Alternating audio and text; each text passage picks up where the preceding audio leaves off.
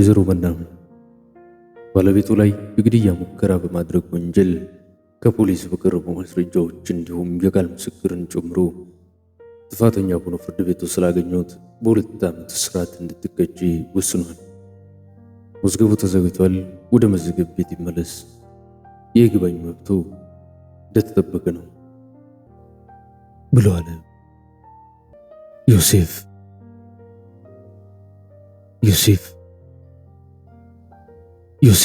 ምን እናልኩኝ? ከተኛሁበት ብድግ ስል ሰውነቴ በላብ ተጠምቆ የለበስኩት ልብስ ረጥቦ አገኘሁት።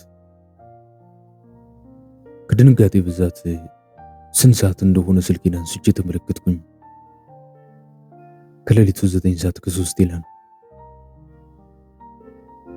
አይኔም ባንዳቀረረ ከተነሳሁበት አልጋ ራስጌ ተደግፌ ለአፍታ ተቀመጥኩኝ።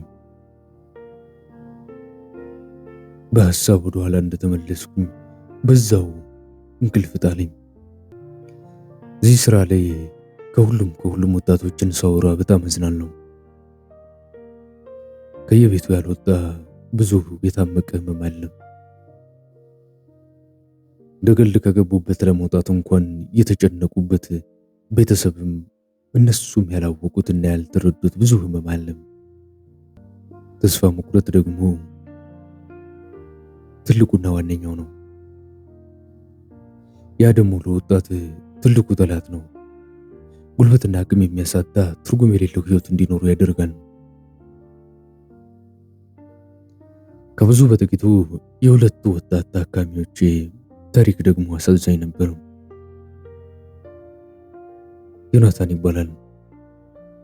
የ26 ዓመት ወጣት በሰርቬይ ኢንጂነሪንግ የተመረቀ 3 ዓመት አልፎታል። ቤተሰብ ለማስተማር ብቻ በቂ ነበሩና ተምሮ እንደጨረሰ ሙሉ በሙሉ ረሱት ማለት ይቻላል። ስራ ለመቀጠር ብዙ ፈለገም አስፈለገም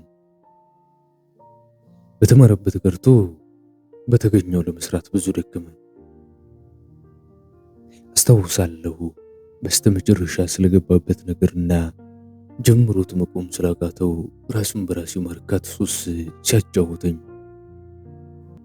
በምን ምክንያት ነበረ ለመጀመሪያ ጊዜ ወደዚህ ሱስ የገባኸው ስለ ጥያቄ ያቀረብኩለት።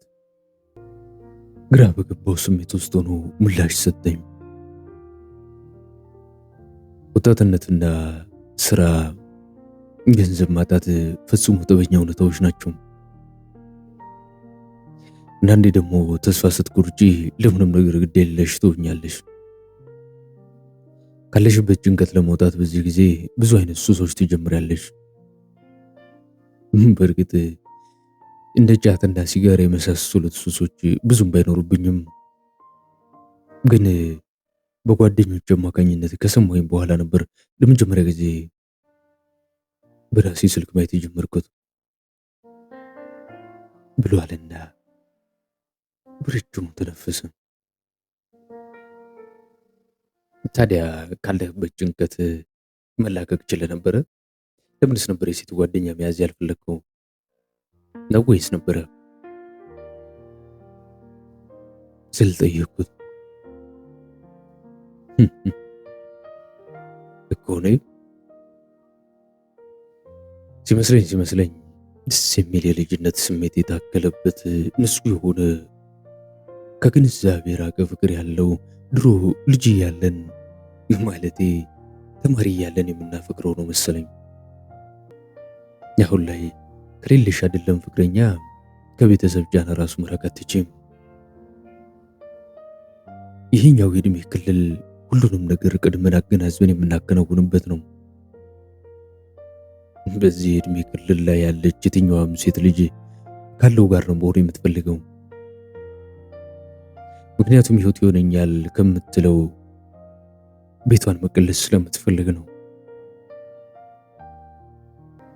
ካለኝ በኋላ ክፉኛ ያዘነ ፊት አወጣና ቀና ብሎ ለአፍታ ከተመለከተኝ በኋላ መልሶ አቀረቀረ። ፍቅረኛ ነበረች ብዬ አልኩት። ከሁኔታው እንደተረዳሁት ከሆነ ግን ነበረችው። አዎ ነበረችኝ። የኮሌጅ አብረን ነበር የተማርነው። ትምህርት ጨርሰን 1 ዓመት እስኪሞላን አብረን ነበርን። አጋጣሚ ሆኖ ቅድሚያ ለሴቶች በምትሰጥ ዓለም ውስጥ እሷ በማኔጅመንት ስለነበር የተማረችው አንድ የግል ድርጅት ውስጥ ስራ አግኝታ ገባች። የጀመረች ሰሞን በጣም ደስተኛ ነበርን። እኔ ደግሞ ባገኝ እንዲህ ብናደርግ እንዲህ ቢሆን እያልን ብዙ አለምን። አስታውሳለሁ ብሎ ትንሽ ፈገግ አለ። ወደ ኋላ በትዝታ እንደመሄድ እያለ አስታውሳለሁ የመጀመሪያ ደሞዝ ስትቀበል ቁርስ ጥሬ ስጋ ጋብዛኝ 1 ሱሪና 1 ጫማ ነበር የገዛችልኝ አለኝና እንዳቀረቅር እምባ ሲተናነቀው ላለማለቀስ አፍኖ ለመያዝ ብቻ ያደረገው የነበረው ሁኔታና ስሜት ብቻ ልብን ይሰብራል። እንደዛም ሆኖ እምባውን ወደ ውስጥ አልቅሶ ቀና አለኝና ለአፍታ ተመለከተኝ። ይቅርታ አድርግልኝና ማድረግ አለመቻል ይልቁንስ መቀበል ምን ያህል ከባድ እንደሆነ ታውቂዋለሽ ብለዋለኝ። በእንባ በተዋጡ አይኖቹ እየተመለከተኝ ይገባኛል።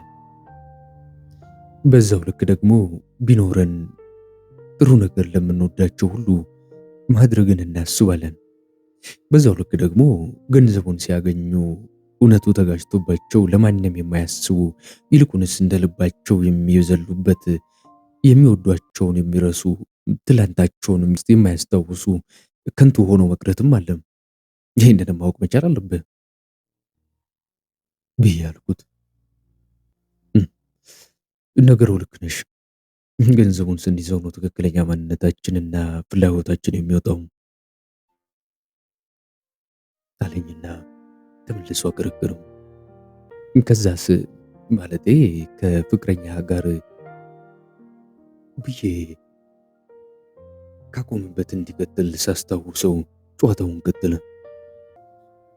ከጊዜ ጊዜ የኔ አለመለወጥ እሷን ወደ ኋላ መጎተት ሆነ።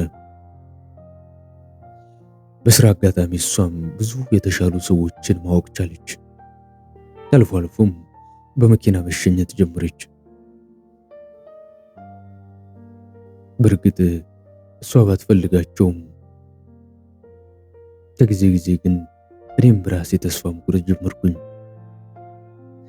ሳስበው እኔ ወደ ኋላ ቀርቼ እሷን መጎተቱ ተገቢ እንዳልሆነ ስለተረዳው አንድ ቀን ላወራት እንደምፈልግ አስጠንቅቄ የነገርኳትና ደንግጣ ስራ አስፈቅዳ ከስራ መውጫ ሰዓቷ ቀድማ ወጣችና የቀጠርኳት ቦታ በቶሎ ተገኘች። ቤተክርስቲያን ነበረ የተቀጣጠርነው። ሁሌም የማጽንበት ከደጁ ማልጠፋበት ነበረ። የዛሬን አያርገውና ምን ሆነ ነው አባ?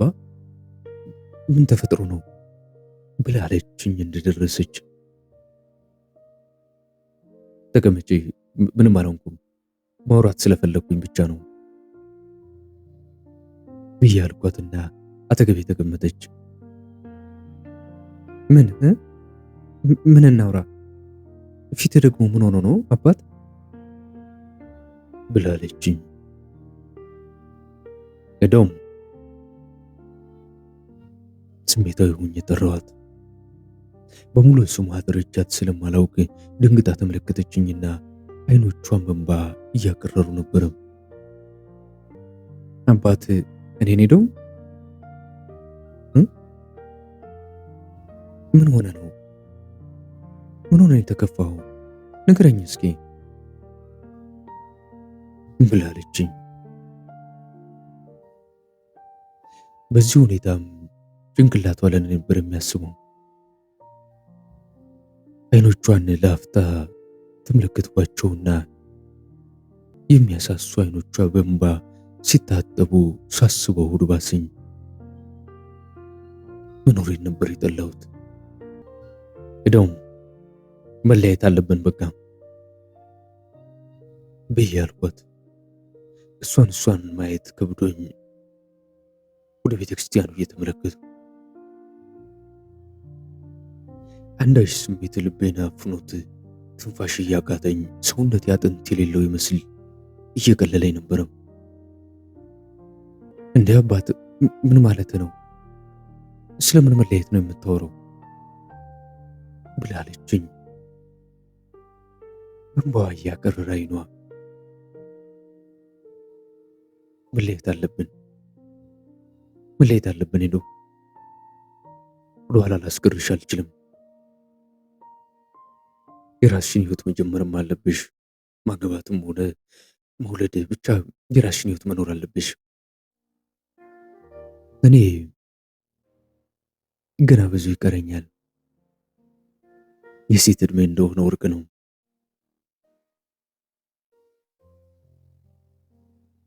ጊዜ ለሴት ልጅ ሁሉም ነገር ነው። አውቃለሁ መለየት እንደማትፈልጊ፣ ከኔ ጋር መታገል እንደምትመርጪ፣ ግን እኔ በቃኝ። ከሆነልኝም ብቻዬን መታገል ነው ያለብኝ።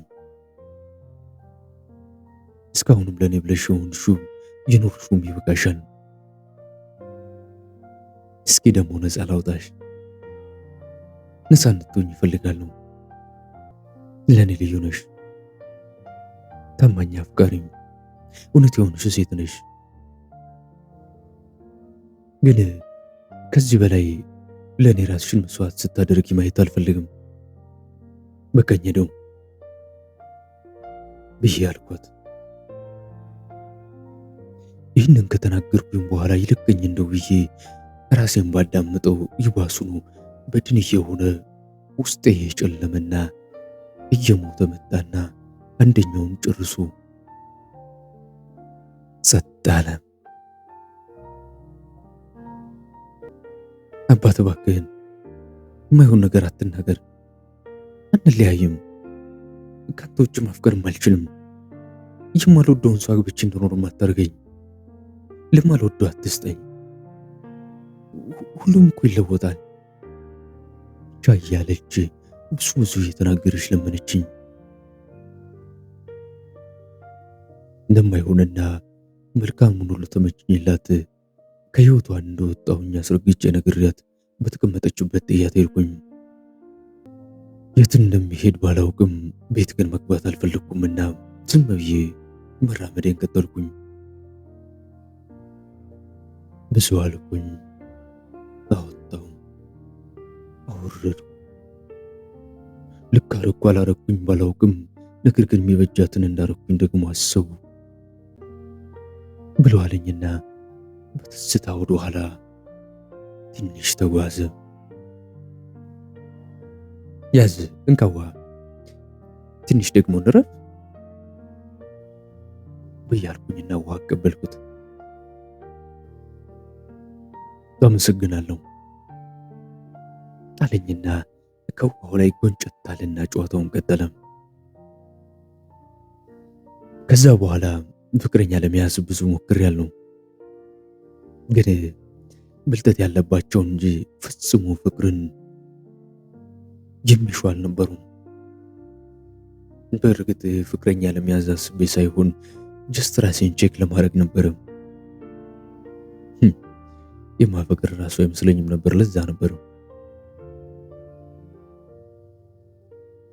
በእርግጥ ሄዶም ጋር ያለያየኝን ነገር ሳልቀርፍ ዳግመኛ በህልም ዓለም ውስጥ መሰቃየት ጠልቼ ከሴት ልጅ ለመራቅ ወሰንኩኝ። ከጊዜ በኋላ ወንድ ነኝና ተፈጥሮ ከባድ ናት። ሲያስቸግረኝ ምኑንም ሳላውቀው ወደዚህ ሱስ ውስጥ ገባሁኝ። አስታውሳለሁ የታመቀ ስሜቴን ለመጀመሪያ ጊዜ ራሴን በራሴ በማርካት በቀኑ 7 ጊዜ ነበር የማደርገው። ካለኝ በኋላ እንደማፈርም ትንሽ እንደመክበድም ብሎት ቀና ብሎ ተመለከተኝ። ችግር የለውም። አዲስ ነገር አይደለም። አንተ ብቻ አይደለም ያለህበትና አትሰናቀቅ እሺ? ምንም አትጨነቅ። የሚሰማህን ሁሉ አውራኝ ፕሊዝ ብያለሁ። ትንሽ ወደ ራሱ እንደመመለሳልና ጨዋታውን ቀጠለ። ከዛ ግን ድንገት ራሴ መቆጣጠር አቃተኝ። በቀን ቢያንስ አንድ ጊዜ ድርጊቱን ከማድረግ ወደ ኋላ አላልኩም።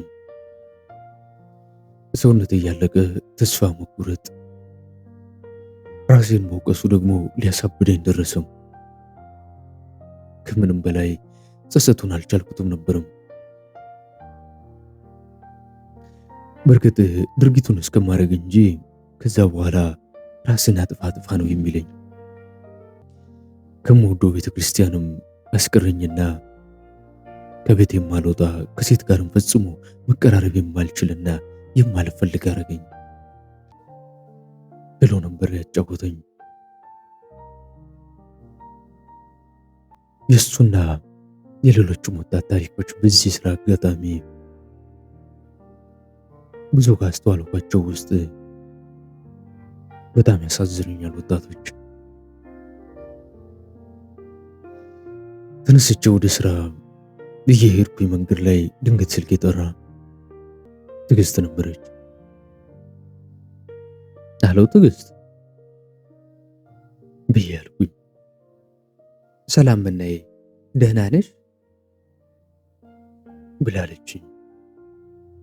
ደህና ይቅርታ፣ የኔ ነገር ስራ ሲበዛብኝ ጠፋሁብሽ፣ ባይሆን ስራውን ልምድሽው ስል ጠየቅኳት። አዎ ለምጄዋለሁኝ፣ አሁንማ ፈጣሪ ይስጥሽ፣ እኔ ቃልም የለኝም በእውነቱ ብላለችኝ። ምንም አይደል ስራዬም አይደለም ብዬ መለስኩላት። ይሁን ስራውን እንደወደድኩትና ጥሩ እንደሆነ ልንገርሽ ብዬ ነው። በዛውም እንዲያው ናፍቀሽኝ ነበረ። ቤቴ ብትጠብሽም እንኳን እንደው ብቅ ብትይኝ ብላ እየተደረደረች ጠየቀችኝ።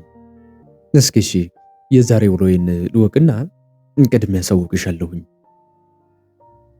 ስል መለስኩላት። እሺ በናይ ሰላም ዋይልኝ ብላ ስልኩን ዘጋች። የዛሬ ቀጠሮ ይህን ቼክ ካደረግኩኝ በኋላ ቢሮ ገብቼ ከወጣሁ በኋላ ከአዲስ አበባ ወጥቼ ለትንሽ ቀናት ወይም ደግሞ ቢያንስ ለትንሽ ለ3 ቀን ጊዜ ለመውሰድ ስለፈለግኩኝ ከስራ ወጥቼ በዛው ትዕግስትን ለማየት ወሰንኩኝ። ትዕግስትን በሴቶች የፀጉር ሙያ እንድትቀጠር እንድትማር ካደረግኩም በኋላ ፀጉር ቤት ማውቃት ሰው አማካኝነት ቶሎ ስራ እንድትጀምር አድርጊያት ነበረ። ልምድ ከያዘሽ በኋላም በተለያዩ ስፖንሰሮች አማካኝነት የራሷን የምትከፍትበትን ሁኔታ እንደማመቻችላት ቃል ገብቼላት ስራ ከጀመረች 1 ወር ሆናት ነበረ። ቢሮዬ እንደገባሁኝ ትርሲትን ቡና እንድታስመጣልኝ አሳውቄ የዛሬ ቀጠሮ ያለውን ግለሰብ ፋይሉን አወጣሁኝና እያገላበጥኩ የቢሮ በሩ ተንኳኳና እንዲገቡ ነገርኳቸው። ቡና የደረሰ መስሎኝ ነበረ። የዛሬ ቀጠሮ ያለው አቶ ዮሐንስ ነበረ። ሰላም ወይዘሮ መና ብሎ አለኝ ከመግባቱ። ሰላም አቶ ዮሐንስ፣ እባክህን ግባ ተቀመጥ። ቡና ወይስ ሻይ? ቡና አዝዤ እየጠበቅኩ እያለሁ ነበር የመጣሁ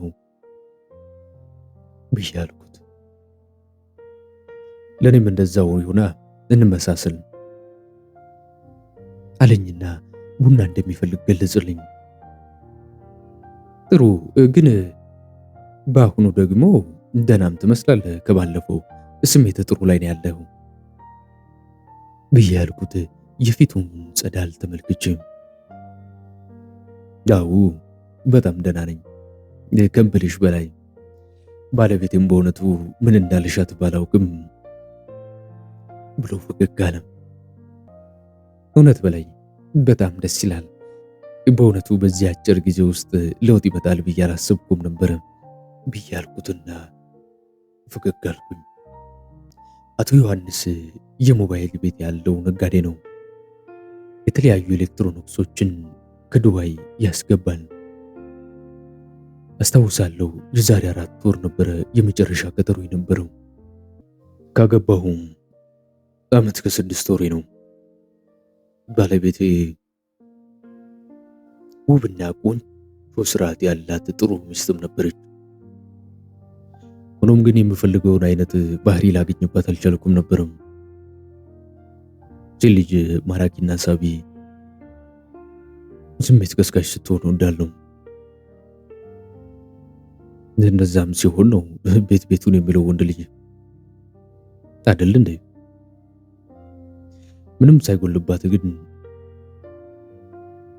አልጋ ላይ መጣጣም አልቻልንም። ብሎም ከኔ ካልመጣ ፍቅር ጭራሽ ጠይቃ ወይም ደግሞ የመፈለግ ስሜትም አታሳየኝም። አስበውም አታውቅም እንጂ እኔ ጠይቂያት ራሱ ቢሆን ግንኙነት ለማድረግ በጣም እንቸገራለን። ስትደሰትበት ሳይሆን የማያት እንደውም የመሸማቀቅ አይነት ስሜት ነው የምመለከትባት። በዛ ምክንያት ህመም ስለሚሰማት ብዙም አልቆይም፣ ጀርባዬን ሰጥቻት ተኛለሁ ብሎ የነበረው።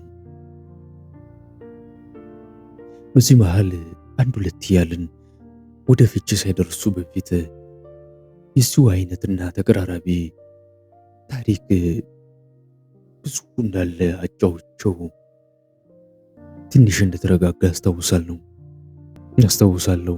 ያን ግለሰብን ታሪክ አጫውቸው በራሱ ላይ ብቻ እንዳልሆነ ነበር የተረዳው። አብርሃም ይባላል። የ33 ዓመት ወጣት ነው። ከባለቤቱ ጋር በስርዓት ቤተሰቧን ጠይቆ ነበር ያገባት። ሳይጋቡ በፊት ምንም አይነት ግንኙነት አድርገው ስለማያውቁ እርግጥ እሱ አልፈልግም በማለቷ ብዙም አላስጨነቃትም ነበርም። ሆኖም ግን ሲስማትም ይሁን ሲያቅፋትም ይሁን እንደመሸማቀቅ ያደርጋት ነበርና ምናልባትም ድንግል ስለሆነችና ከወንድ ልጅ ጋር ምንም አይነት ታሪክ ስላልነበራት ይሆናል በማለት ችላ ብሎ ነበርም። ከተጋባም በኋላ የችኩላቸው ግን ብዙ እንደተቸገሩና ያም ሆኖ የመጀመሪያ ስለሆነ ይሆናል በማለት አልፏትም ነበርም። እየቆየ ሲመጣ ግን ግንኙነት ለማድረግ በሞከሩ ቁጥር የመሸማቀቅ ስሜት ስለምታሳይ ነበረ። ግራ ስለገባው ከመፋታታቸው በፊት ለማማከር እኔ ጋር የመጣው። እኔም ጉዳዩን ስመለከት ችግሩ እሷ ጋር እንጂ እሱ ጋር እንዳልሆነ ስለገባኝ ስልክ እንዲሰጠኝና ከኔ ጋር ኮንታክት እንዲኖራት ቀጠሮ ቀን ሰጥቼው እሱ ሳይሆን እሷን እንዲልካትና እንድትመጣ ያደረጋት። እሺ ወይዘሮ ሜላት እንዴት ነሽ?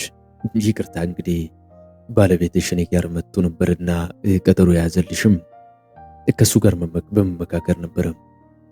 እኔ ደግሞ መና እባላለሁ፣ ቴራፒስት ነኝ እየገለጽኩላት። ባለቤቷ ሲልካት ግራ ተጋብታ ነበር። እሺ ብላኝ ዝም በማለት ብዙ ተናጋሪ እንዳልሆነች ተረዳሁኝ። ያው እንግዲህ እኔ የተለያዩ ሰዎችን ያለባቸውን ችግር በማማከር ነው የምሰራው። ባለቤትሽም ወደ እኔ የመጣበት ምክንያት በትዳራችሁ በጣም ደስተኛ የሆነ ቢሆንም ነገር ግን በግንኙነት መጣጣም እንዳልቻላችሁ ነበር ያወራኝ ብዬ እንዳልኩኝ ደንገተችና ቀና ብላ ተመለከተችኝ። እንደ መነሳትም እንደ መቀመጥም አርጓት እንድትረጋጋና እዚህ ለመፍትሄ ብቻ የምናወራበት ቦታ መሆኑን ነግሬ ካረጋጓት በኋላ ነበረ ለመቀጠል የተስማማችው።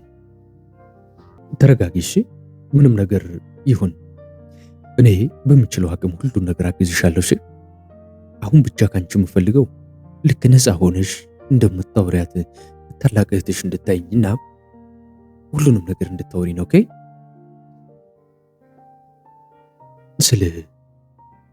በእኔና በእሷ መሃል ቅርበትን ለመፍጠር ሞክርኩኝ። በርግጥ ብዙ ጊዜ ወንድም ይሁን ሴት ከኔ ጋር ቶሎ ብሎ በስሜት መግባባት ተፈጥሯዊ ችሎታዬ ነው መሰለኝ። ብዙም አልቸገርበትም። እሺ ብላለች፣ እንደ መፍራትም እንደ ማመንታትም እያለች። እሺ ምንድነው ማለቴ? ከዚህ ቀደም ያጋጠመሽ መጥፎ ገጠመኝ ወይም ደግሞ አእምሮሽ ውስጥ የተቀረጸ የሚረብሽሽ ነገር አለ ስል ጠየቅኳት። እጆቿን እያፍተለተለች ቀና እያለች እየተመለከተች አንዴም እያገረገረች ትንሽ ካመነታች በኋላ ማውራት ጀመረች። አባቴ ከሞተ ቅርብ በሚባል ጊዜ ነው። ማለቴ እናቴ ትንሽ አስቸጋሪ ነበረች። ከአባቴ ጋርም አይስማሙም ነበረ። አባቴም እንደሞተ ብዙም አልቆየችም። አባቴ ላይ ቺት ስታረግ የነበረውን ሰውዬ ወዲያው ነበር ያገባችው ብላለችና ለማውራት እየከበዳትና እየተያያዘች መጣች። እንድትረጋጋ ስል ከተቀመጥኩበት ተነስቼ ከፊት ለፊቷ ባለው ወንበር እጄ በመቀመጥ እጆቿን ያሳረኳትና ቀና ብላ ላፍታ ተመለከተችኝ። ትንሽም ቀለል አላት። ከዛም ጨዋታዋን ቀጠለች። ከዛ የእንጀራ አባቴ ባህሪ ከቀን ወደ ቀን እያስፈራኝ መጣ። የሚያየኝ አስተያየት፣ የሚያወራኝ መንገድ፣ ሁሉም ነገር ብቻ ጥሩ አልነበረም። ወንድ ቀርቤ ለማላውቀው እኔ በጣም አስፈሪ ነበረ። ከኔ የ2 ዓመት ታናሽ ወንድም ነበረኝ በሰዓቱ። በእርግጥ ለሱ ነግሬው ስለነበር በማንኛውም ሰዓት እንደሚጠብቀኝ ነግሮኝ ትንሽ ቀሎኝ ነበረ። ወንድሜም የሚገባው ከሆነ ብሎ እናታችን በሌለችበት ሰዓት ስርዓት እንዲይዝ አስጠንቅቆትም ነበር።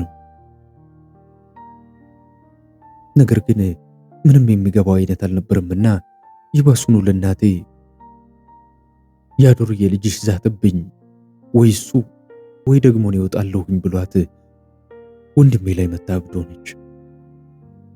በሱ አላቆመችም። ወንድሜን ከቤት አባረረችው። በሳቱ እየነገራት ልትሰማው ራሱ ፈቃደኛ አልነበረችም። ልታለያዩኝ ነው እንጂ ህይወቴን ልትበጠብጡ እንጂ ብላ እየጮኸች ነበር ያስወጣችው ብላለችኝ፣ መንፈሷ እየተረበሸም። ከዛ ጊዜ በኋላ ነበረ ማለቴ ፍርሃት ውስጥ ያደረብሽ አንዳለኝ ያልሽው ከሌላ ወንድምሽን ከቤት ስታስወጣ ስል ጠየቅኳት። አሁን ተዋን አናቷን በመወዝወዝ እየገለጸችኝ ጉዳዩን ቀጠለች። አሁን በማንኛውም ሰዓት ብቻዬን ቤት ውስጥ ቢያገኘኝ ምን ሊያደርገኝ እንደሚችል ሳስበው ተኝቼ ማላድርበት ቀን ይበዛ ነበረ። ታዲያ በአንድ በተረገመሽ ቀን እናቴ ቤት አልነበረችም። እኔም የከሰዓት ክላስ ስላልነበረኝ ትንሽ አሞኝም ስለነበረ ቤት ለማረፍ ሄድኩኝ። ለወትሮ የእንጀራ አባቴ ስራ ነበር የሚሆነው። የዛን ቀን ግን እኔ እንደገባሁ ብዙም አልቆይም። ብቻ አስታውሳለሁ ጎኔን እንዳሳረፍኩኝ እንቅልፍ ሊወስደኝ ሲል ነበረ የቤቱ በር ሲከፈት የተሰማኝ። ማን ሊሆን ይችላል በዚህ ሰዓት ብዬ ተመልሼ እንደምተኛት አልኩኝ። ድንገት ግን የመኝታ ቤቴ በር በኃይል ተከፈተ ብላለችኝ። በዋኪት መታሳልለው ከዓይኖቿ ስር ማቆም የከበዳት መፍሰስ ጀመረ። በቀጣዩ ክፍል እውነት የእንጀራ አባቷ ጥቃት አድርሰውባት ይሆን የሚለውንና የተቀረውን ታሪክ በቀጣዩ ክፍል የማቀርብላችሁ ይሆናል። እስከዛው ድረስ ቸር ሰንብቱልኝ።